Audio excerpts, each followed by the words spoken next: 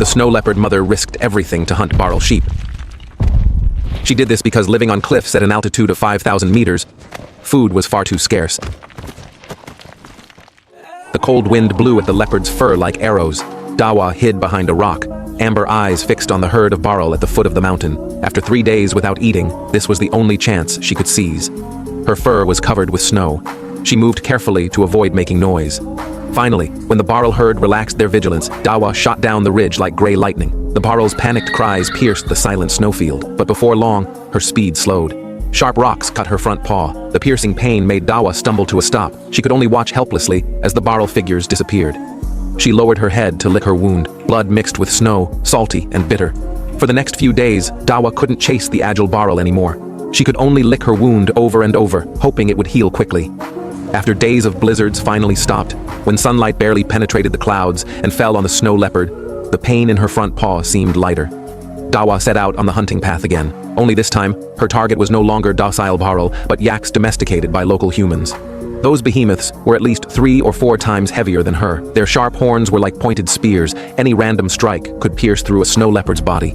But Dawa and her children were nearly starving to the limit. With no choice, she could only target the calf that had just been born in the herd. Dawa held her breath and approached step by step. Now, Dawa fiercely pounced and bit the calf's neck tightly. The little one's screams instantly attracted the mother cow. That robust yak charged over with fury, using its heavy body to ram the snow leopard hard. Although knocked back, staggering, Dawa didn't dare loosen her mouth. She understood that once she let go, she and her children would have no way to survive at all. The mother cow's sharp horns scraped across Dawa's back again and again, leaving piercing pain. Before she could recover, the mother cow's hoof stepped heavily on her injured paw. The desperate pain forced Dawa to choose to leave. She knew she had lost. She could only drag her broken paw and limp up the mountain. The bloody footprints in the snow grew deeper and deeper. Every step felt like her body was falling apart. But she couldn't stop. The children in the den were still waiting for her to bring food back. Finally, Dawa saw the shadow of the cave, but could no longer stand up.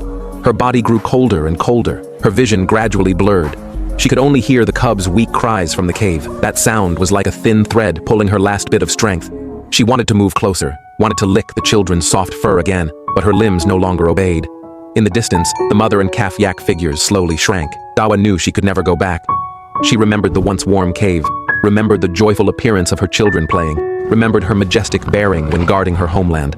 She fought desperately for survival, but ultimately ended with regret. How would her children survive in these complex mountains? Dawa no longer had the strength to think. Not long after, people found Dawa's body on a hillside, but her 2 cubs were nowhere to be found. Perhaps they survived by chance, perhaps not.